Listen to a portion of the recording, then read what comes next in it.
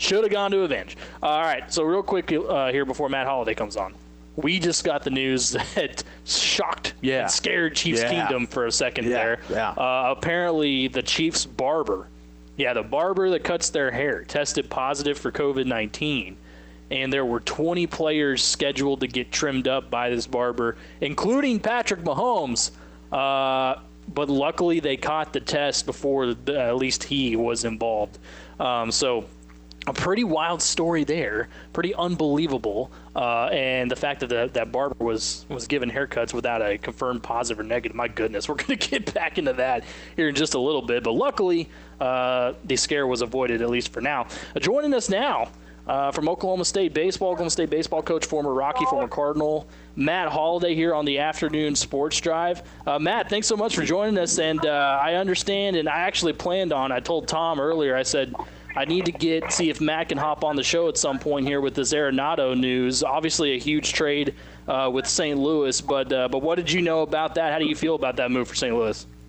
Well, I think it's a great move, obviously, for St. Louis, and I think that Nolan is he's a great player, and I think that some of this is getting lost on that he wanted out, and and I listened to you guys earlier, and I think that it's fair from afar to question how this thing went down. But I think one of the things that having a little bit of inside information in that when you sign a contract like that and the organization makes a commitment to you and you make an 8-year commitment to the organization is that his understanding was we're going to add players around you, we're going to be aggressive in free agency, we recognize that the Dodgers are the class of the National League and we have a good team now, but we got to keep pushing to get better. And then you go 2 straight off seasons really not adding anybody, and the promises that were made when you signed the contract are not being fulfilled on that side of things.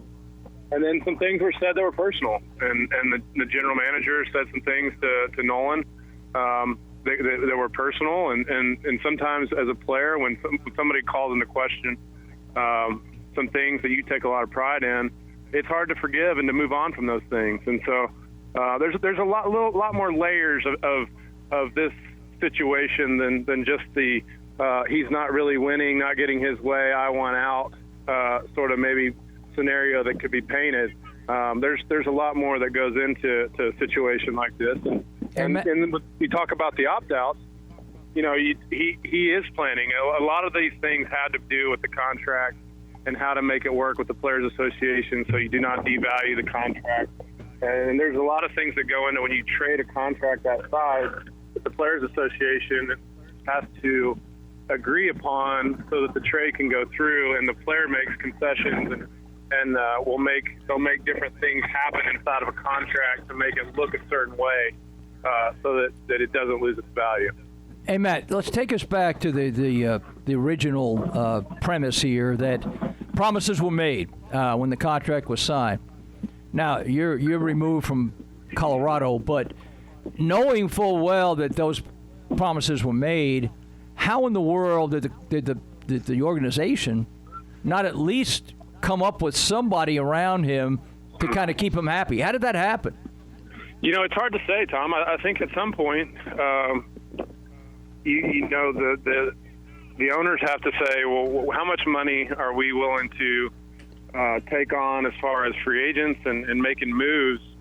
And are we willing to take that next step and spend on a starting pitcher or spend on a top-end reliever or go out and add another bat? And they didn't do it. And, I think one of the things that kind of started this whole deal was letting DJ LeMahieu walk. And they let DJ LeMahieu walk on a 2-year, very reasonable deal with the Yankees when he grew up, playing with the Rockies and was still, had a very productive player, obviously. It's kind of letting him walk out the door. And then, it just, I think, I don't know how that works, Tom. I don't know how you make promises and sign a guy humongous contract and then decide that you're not going to try to win the World Series, that you're just hoping that having him and Trevor Story and Charlie Blackmon and some good position players and just kind of counting on that maybe some of these young pitchers will take a huge jump forward and maybe we'll make the playoffs. I don't think is the kind of scenario that they had promised when he signed the contract. And I'm not saying he was holding the club ransom I'm not going that way. But when you make it clear in the contract that you're going to do this, as a management, I mean, do you have to look at the option that, you know what, if we don't do this, maybe one of the most popular guys who would ever play in the city is going to walk and end up someplace else? That just blows my mind that somebody couldn't come to a middle ground here. Mm-hmm. Yeah, I mean, it's hard to say. It's hard to say how these things get to where they get. And it's, you go from 2018, the team that I was lucky enough to be a part of, where we lost by one game to the Dodgers for the division, where we played a play-in game to see who won the division, and then we beat the Cubs to get into the playoffs. To here we are, to sign a Nolan to a huge contract, and the organization's got some momentum. They've got a guy like Trevor Story, a superstar, and some young pitchers, and Marquez and Freeland that seem to be on the cusp of being high-end starting pitchers. And then here we are 2 years later, and you've got, you've traded Nolan, you've got Trevor Story, who's 1 year away from free agency. Freeland has seemed to have taken a bit of a step back, although this past year was better. And Marquez has pitched well, but outside of that, the starting pitching seems to be a bit of a question mark. And so, in a quick 2 years, I think the Rockies find themselves in a situation where looking for a new plan or a new trajectory to get back to winning and into the playoffs. You're close to Arenado. Tell us how he will fit in as a teammate, as a guy in the lineup. How will you fit in St. Louis? Because there are some pretty good players. Goldschmidt comes to mind in that lineup as well. Well, I think that you're talking about a hard worker, a guy that loves baseball. I mean, Nolan Arenado is as intense and loves the game and loves the history of the game. So going to an organization like St. Louis that has, the history of winning, the history of tremendous players, the history of the Cardinal way, and some of the things that go with that as far as in the community, I think he fits in extremely well with what they, sort of pride themselves on as a St. Louis Cardinal. I think he fits in any lineup, and particularly this one. I think he and Goldschmidt are two good pillars for the Cardinals to build around in the next 4 to 5 to 6 years. You can fill in around superstars like that pretty easily, and I think he will fit in great. I think he's the kind of guy that goes about his work. He's not an overly vocal guy in the locker room, but loves to win and hates to lose. And I think that's something that every guy in that locker room will notice. They'll pick up on the work ethic. They'll pick up on his intensity in which he works and the way he plays the game and approaches the game. I think guys will love it. I got to ask you this, too. You may not be as much up on what St. Louis gave up.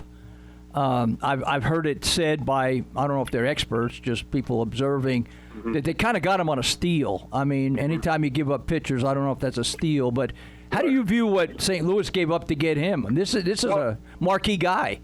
Yeah, I mean, I think that people have to understand that with the opt-out after next year, the Rockies had to make a decision. So they could risk it, hold on to him, and he opts out after next year, and you walk away with nothing.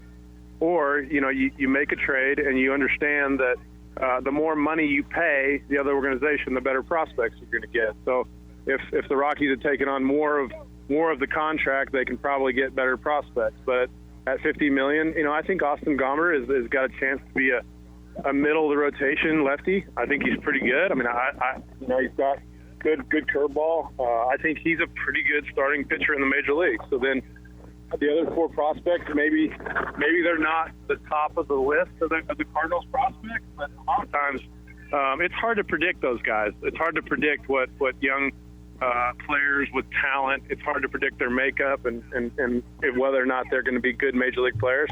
Look, I'm rooting for these Rocky prospects that they got to be great. I mean, I have a love for Colorado like I have a love for St. Louis. I mean, I spent my first 5 years in the minor leagues with the Rockies and 5 years in the big leagues, and then ended my career in Colorado. And so I hope in 5 years they're playing in the NLCS, and these 4 prospects turned out to be good, and Gomber turned out to be a really good pitcher, and everybody is happy with this trade. But it's hard to predict when you're talking about prospects, and I think the sure thing is Gomber, and I think he's, like I said, I think he's an established starting pitcher. Talking to Matt Holliday here on the Afternoon Sports Drive, and Matt, I think you're spot on initially there.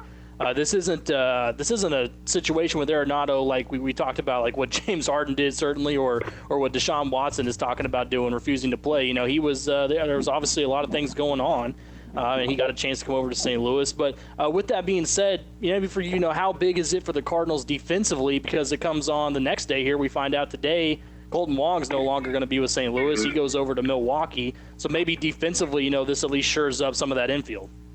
Yeah, I think the Cardinals are pretty excited about giving Tommy Edman an opportunity to play second base every day. He's a good player. I think he's going to flourish at his natural position, which I think is second base. So I think that was sort of the deal there, where they're looking to get Tommy into his natural position. Obviously, Colton is a tremendous defender, and it will help Milwaukee in their defense. But when you look at Arenado at third and Goldschmidt at first, and then Paul DeJong is a very reliable shortstop, I think Edman will be an above-average defender at second.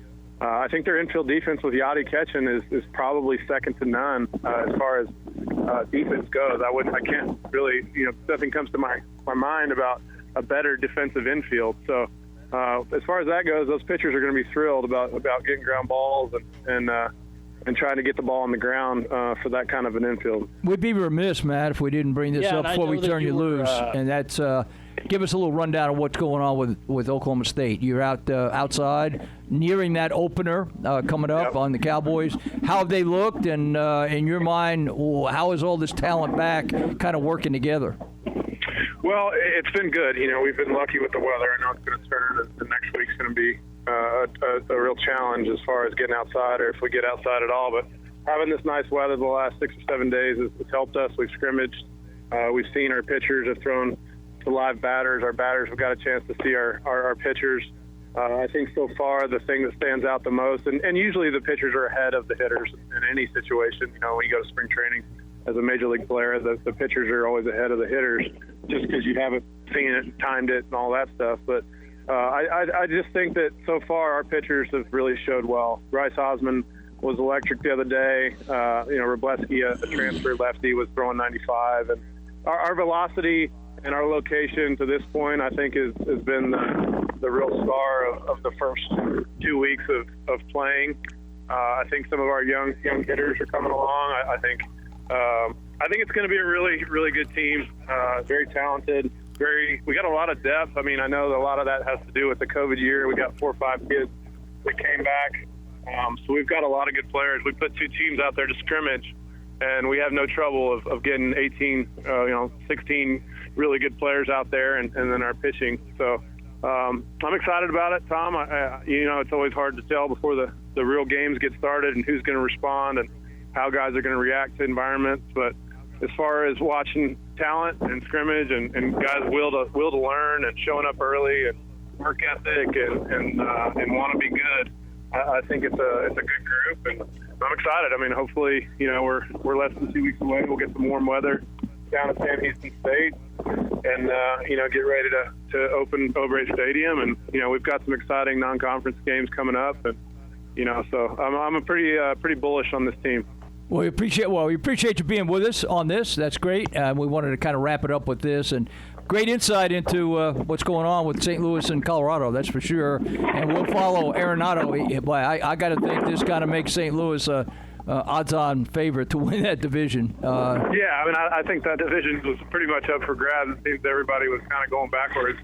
So, yeah, I think they're in pretty good shape. All right, bud. We'll let you get back to watching your son play. Hey, Matt, I want to throw one more thing to you before we get you out of here real quick, because I know that Adam Wainwright recently signed with St. Louis as well, and you guys were close.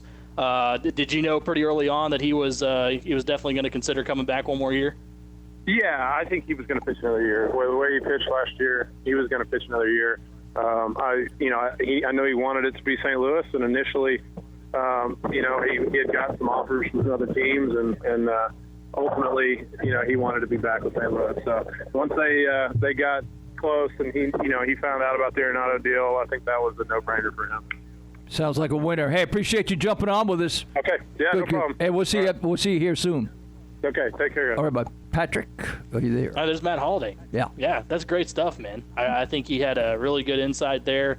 and he's right about Arenado. I don't want him or anyone else to think that it's like, oh my goodness, he was holding out on the team, because he definitely was. And like you said, Tom, Arenado gave a lot there for the Rockies in those years that we talked about, that there was mention of him wanting to get out, but it wasn't like he folded or anything like that. It was a little different than some of these other players we've seen. But man, I can't wait to see what he does in St. Louis, what he brings over from there. And I think it's safe to say, Tom, that Matt is pretty excited as well to see what he can do and try to round out that lineup and that infield a bit. And I kind of like Matt's stance on both sides. I mean, he's also excited to see some of these guys turn out well at Colorado because he still has a great feel and a great affection for the people in Colorado as well. But, I think we didn't explore it, and I wasn't going to push Matt on it because it's none of our business what it was, but he did allude to the fact that it did get personal between Arenado and the management there at Colorado, and where maybe they were questioning some of his desire and ability and blah, blah, blah. It just blows me away that in a public forum, if you're an owner, that this guy's going to leave you if you don't help, if you don't do what you said you were going to do, and then you get into a personal battle in public with the guy. That, to me, says more about what Colorado's management is not than it does about Arenado leaving. Well, and you gave him up for nothing. Not only are you giving up one of your top 3 players on the team, but you're giving him up for virtually nothing. Well, that's why I asked Matt about that. I don't think he agrees with that. I mean, Gomber is a pretty good pitcher. I think he would have figured somewhere in the St. Louis, maybe not rotation, maybe the 5th guy. But those 4s, you never know what prospects are going to do, right? You have no idea. They all might wash out and be nothing. Or 3 of them may turn out to be pretty good in a couple of years. You got to look back and say, yeah, we gave up Arenado. And that's why I say nothing, because those 3 prospects, they're good, and they very well could end up being, the next Mike Trout. But on the surface, it's kind of like going back to the whole, should Jacksonville trade their number 1 overall pick for Deshaun Watson, because you don't know what Trevor Lawrence is going to do. I'm not saying that they got literally nothing.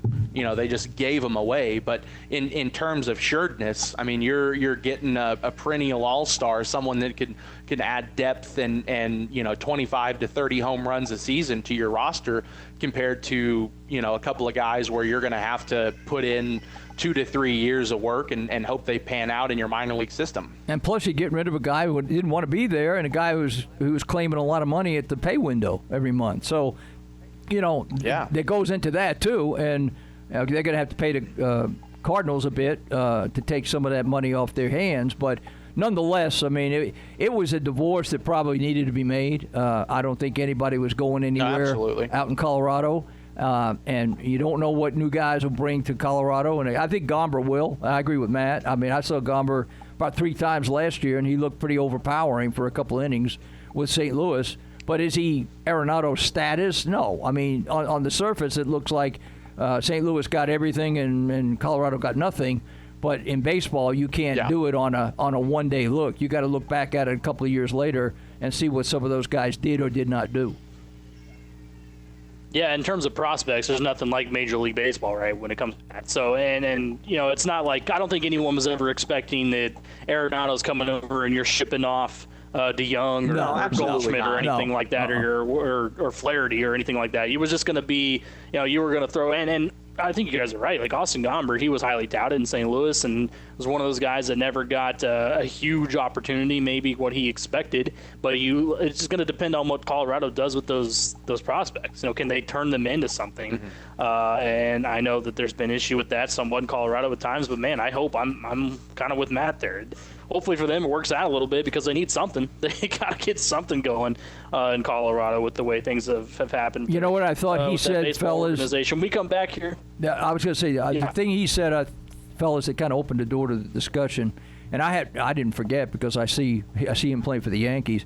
But when they let LeMahieu walk, that should have told you all you needed to know about what the management of Colorado was going to be about. Because this is a guy who is a leading hitter in the league every year. And this is not just some guy who's just working his way up the chain.